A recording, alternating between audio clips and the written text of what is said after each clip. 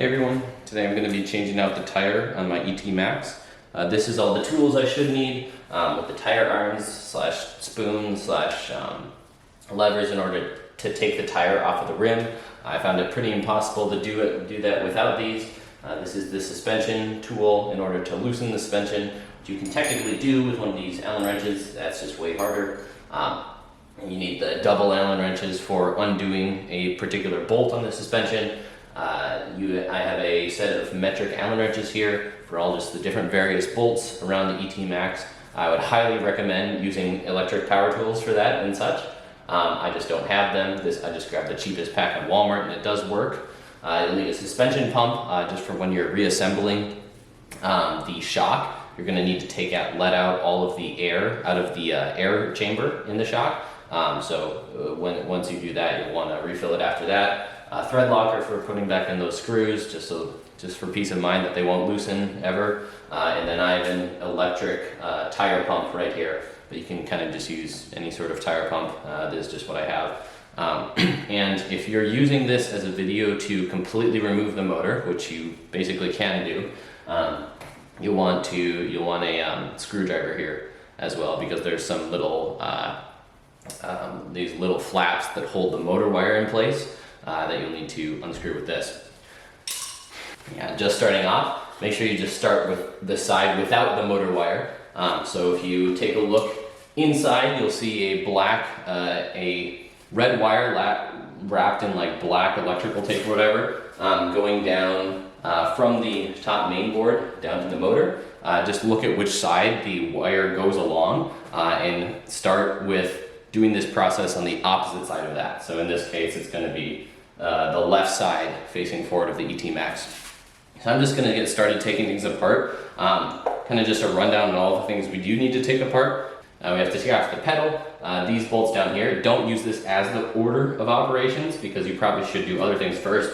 And mainly these rails along the top here, these are blocking us from accessing some bolts holding the battery case.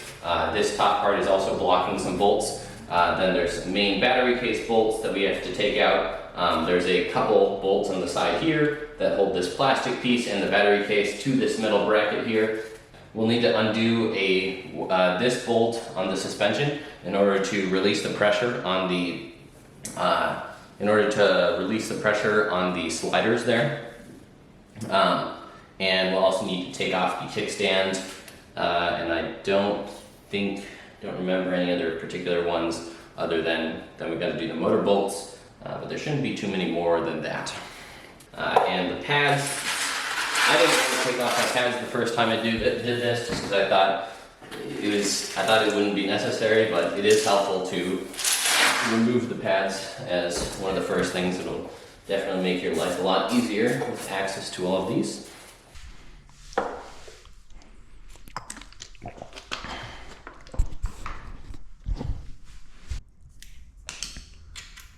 Going to take off this top cover. Yeah, you'll kind of just want to, I wouldn't say rush through things to the length that you're going to strip apart screws, but definitely all of this is going to end up taking you a lot longer than you expect, probably. You want to do your best to organize these and not lose any of them, because I'm glad I didn't have to go through the process of ordering any replacement screws from China, but I don't imagine it would be the most easy process. I don't know where you'd get replacement stuff. I'm using some because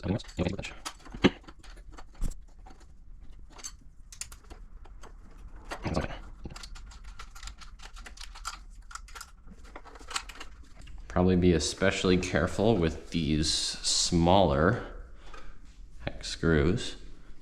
Just because they do feel cheaper, I think, as one other person pointed out, Wheel Good Time or something, and they seem a lot more likely to strip.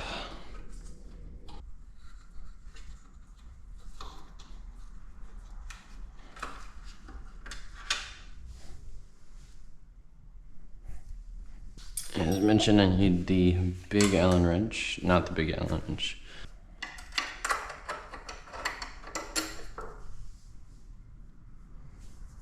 All right. right, taking off just these top two metal bracket pieces first, just for the sake of accessing these 4 screws that I don't believe we're able to otherwise.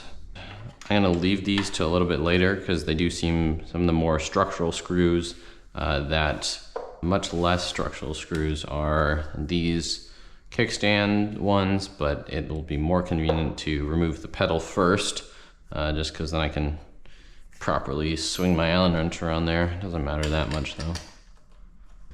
Now this is by far one of the most annoying, hardest parts of doing this with just a pack of cheap Allen wrenches.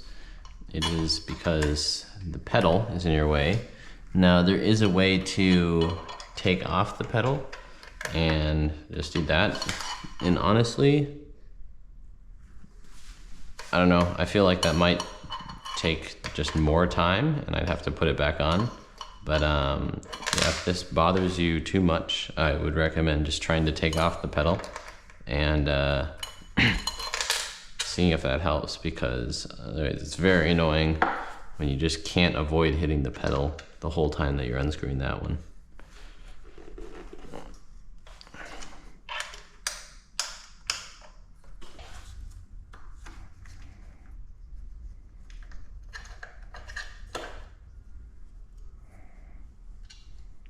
There we go.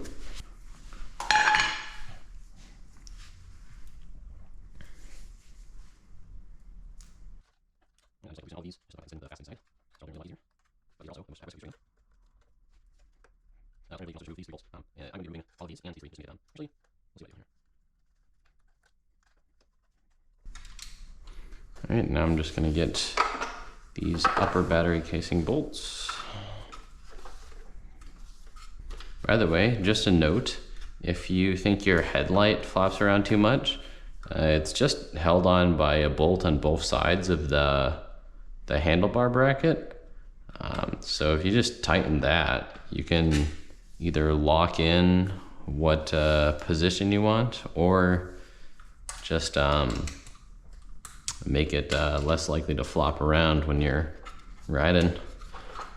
I just tighten mine and then I'm able to kind of just adjust it to a position and have it stay there.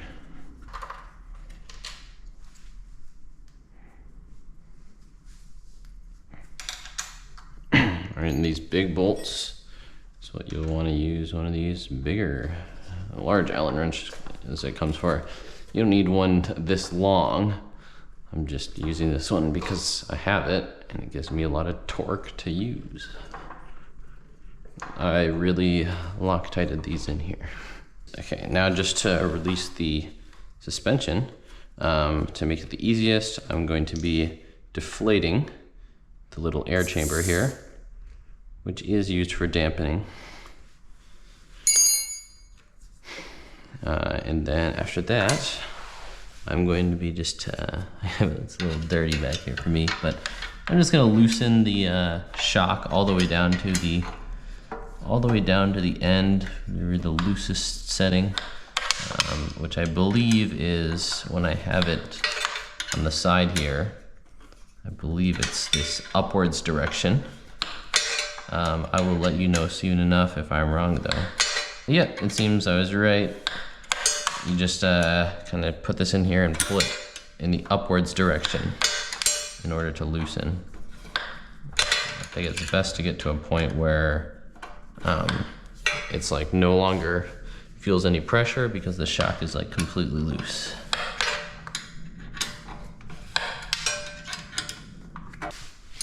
Now I grab my other Allen wrench here, and unfortunately with this one you got to use 2 Allen wrenches, and I'm actually currently missing a black piece right here. I actually have it.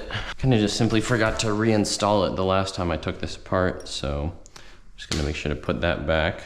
Otherwise I'm just gonna stick 2 Allen wrenches in both sides here, and then kind of screw them in different directions, and then kind of pull out the other.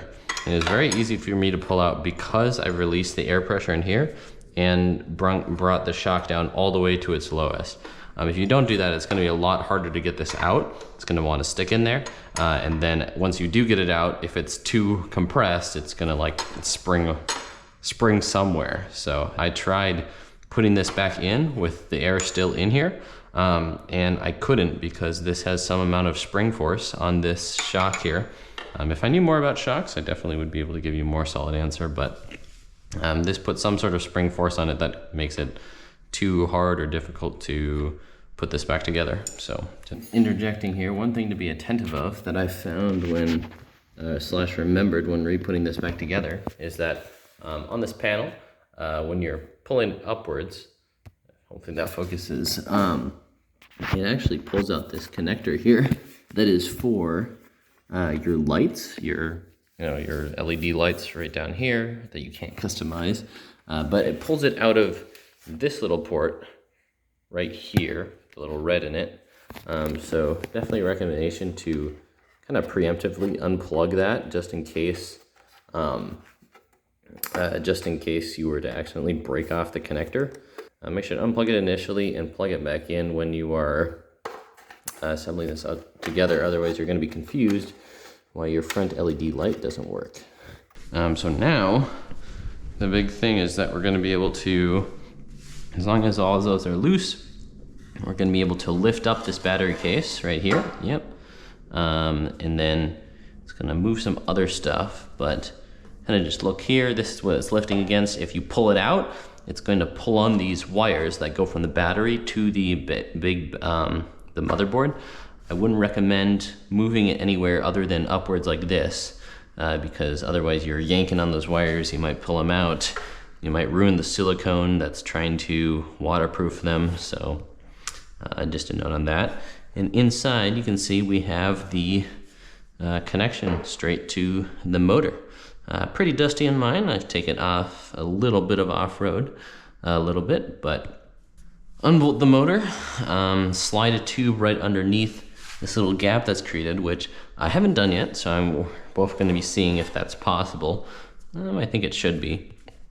And I'm gonna find something to prop this battery case up, because once again, yeah, you cannot just yank it out because you did not disconnect any wires. Okay, so I'm actually just going to use my riding boot as what I prop it up with. I just think that this is gonna not damage anything, and it's gonna do enough to hold it up.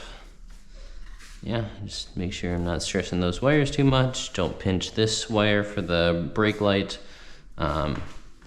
And yeah, that should be good. Trying to use my large Allen wrench again to loosen these motor bolts. They hopefully are on there pretty tight. If they're not, I would be a little bit concerned if I were you. And then I would definitely make sure to at least buy the Loctite in order to prevent these from ever loosening over time.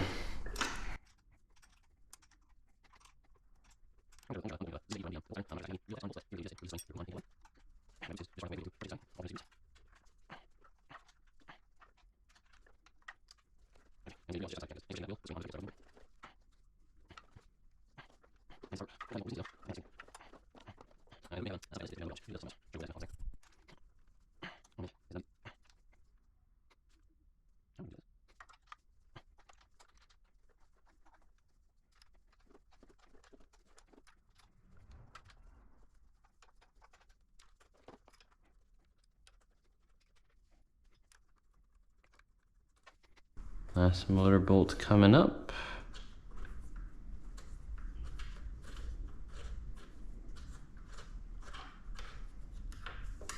All right, motor bolts are off.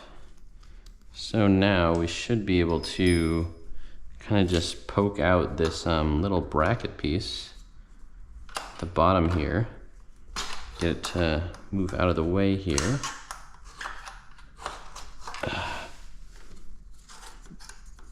There we go.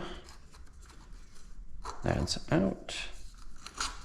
And this is really making me doubt if it's possible to slide a tube under there, because it really doesn't look like it.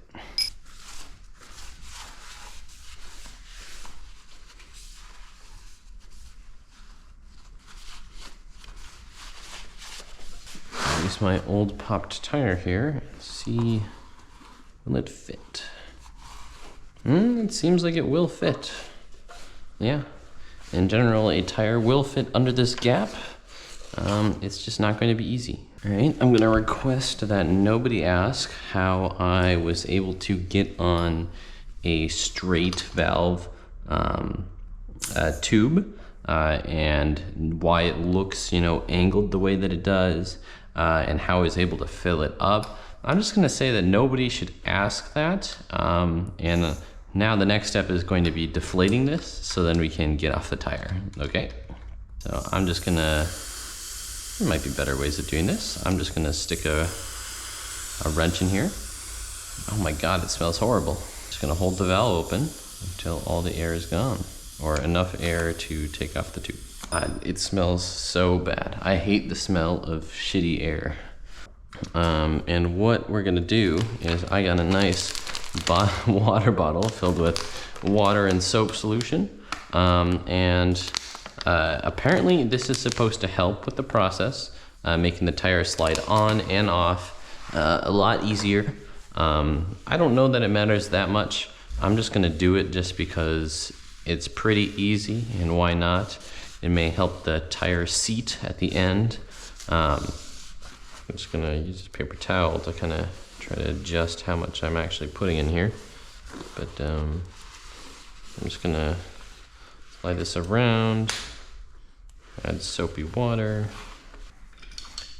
All right, and then the way that you get these off is you take the nice tire spoons and kind of stick them in here and slowly start lifting up the tire in different spots. Not going to be easy with the battery cases being right here, but you don't really have that many more options, so why is this? Yeah, I'll slow this because that's what it. Slow the tire. I'm gonna eat my still here. I don't think it's gonna slow down because some wheels still attach everything, but is it enough to do, of course?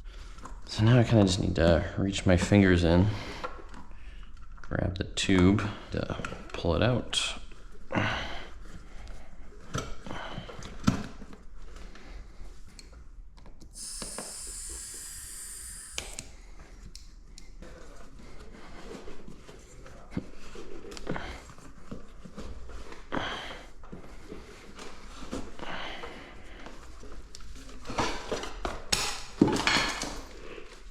Okay, I gotta hold this and pull the tube out. Oh shit. Well, tube might not be able to be reused, but I wasn't really planning to anyway.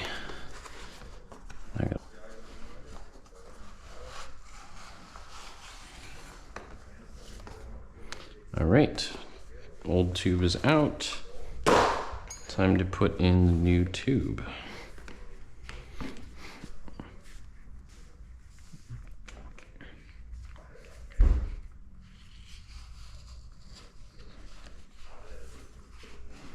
Make sure early on you have the fill valve aligned with the hole in the rim for it, because otherwise you're gonna have to be shifting it around a lot and you don't want to do that.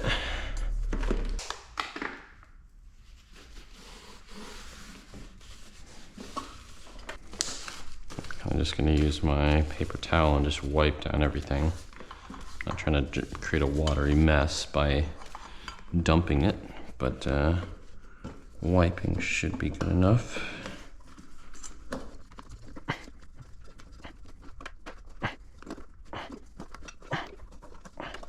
Okay, he's not that easy, but alright, so I managed to get the valve stem in place, and long story short is that I kind of just had to keep trying. I put the entire tube on, and I was able to stick my finger in here. It kind of hurt, and I was able to kind of feel the hole and try to move the stem towards the hole, but I think that took me like a solid 20-25 minutes, which was pretty annoying. But I think the strategy I'm going to do here now is kind of add more soapy water again, and try to wet it inside of the rim here. And then I'm going to try to just fill the tube up. a little bit, not too much, not all the way, but just enough to kind of like hold the volume so I can move it around into the right positioning. I'm gonna kind of rotate this, and this is how I was able to get it underneath the sliders. Essentially, I'm just gonna wanna make sure that there's like no pressure side to side on the stem by trying to rotate the whole tire within the tube, within the motor or rim, whatever you call it.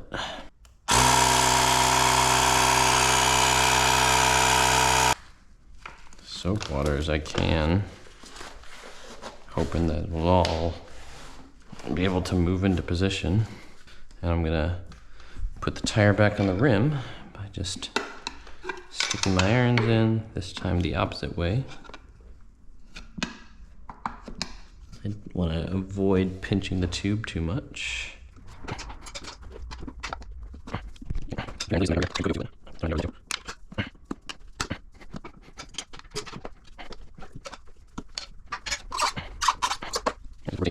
Here.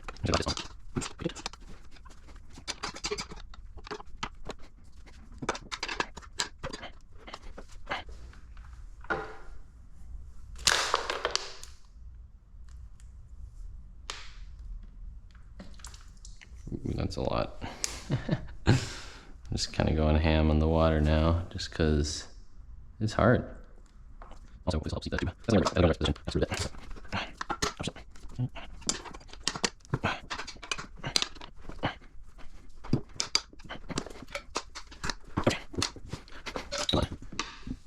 Can't get the last one with my hands.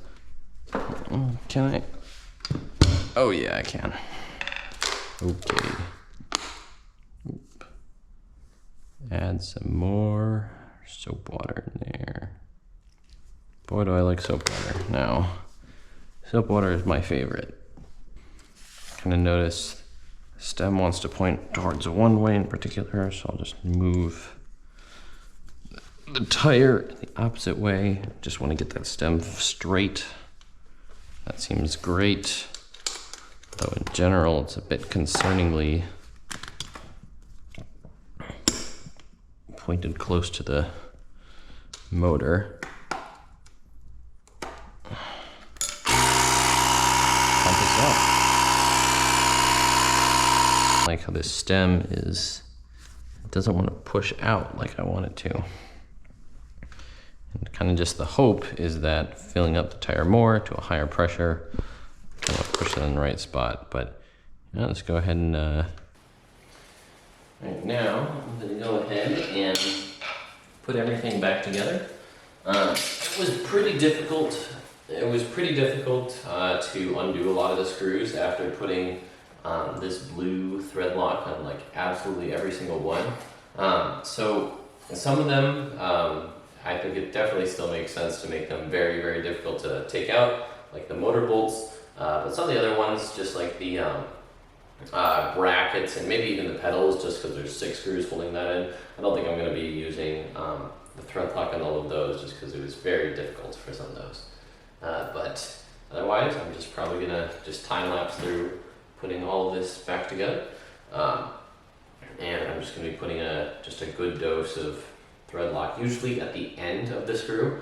Putting it up higher in the screw usually doesn't really do anything, because a lot of times these screws are inserted through holes, and then they only really thread on at the bottom of the screw. So usually it's not super helpful to put on the top, and you really want to make sure that thread lock goes on the bottom. One quick thing that is pretty important is this silver bracket here. It's hard for me to know / remember the right way that it went. But the right way to put this back on is to have the curved part facing upwards from the unicycle. It's just going to be like this I don't know, it probably doesn't matter which way you flip this, but the notch on the other side, and the way this originally is, I believe, is forward of the unicycle, so towards the front. Don't completely quote me on that. It shouldn't matter. It really shouldn't matter. But You know, if somebody wants to look at their brand new one and tell me or tell everybody in the comments how it was faced, just for peace of mind for everybody.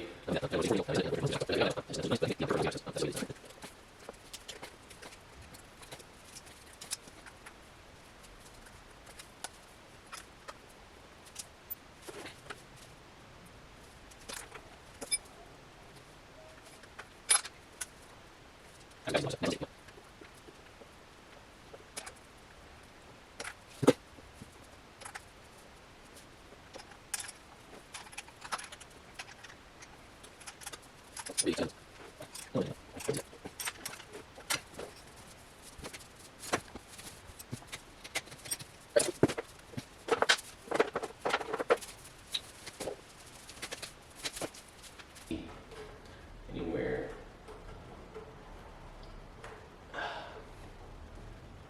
Just gonna have to keep rotating this until I can find it. Currently not being very successful at it. Man. Oh my god.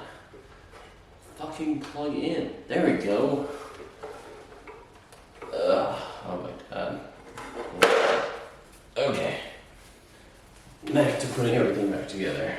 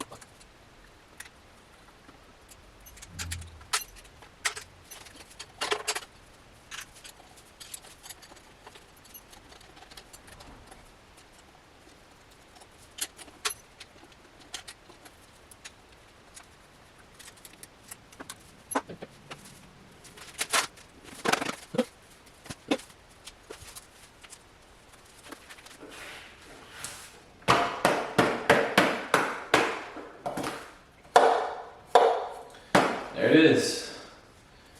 Wheels back together. Let's do this side. Try to do on this side. I'm going to try to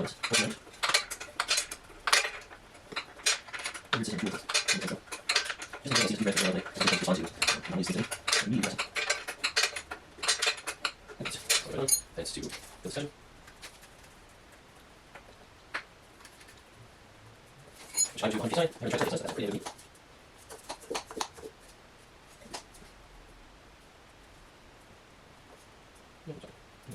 That's right. Sit down. Ready.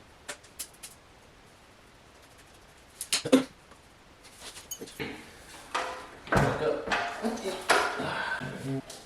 First thing I'm going to do is just roll it around a little bit.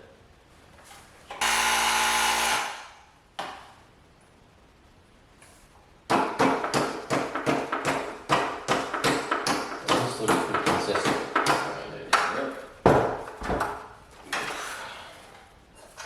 Alright, it's time to turn it back on. Good. Alright, it's rolling. Overridden and just my socks over. Ooh, those Begode spikes hurt. Yeah, seems pretty good. ET Max tire change. I made it just because I didn't find other videos super helpful on it, and I hope it was helpful for you. Maybe hit the like button, subscribe. You know, this guy spent like how long was it?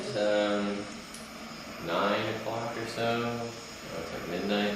4 or 5 hours. If you hit subscribe, like, maybe.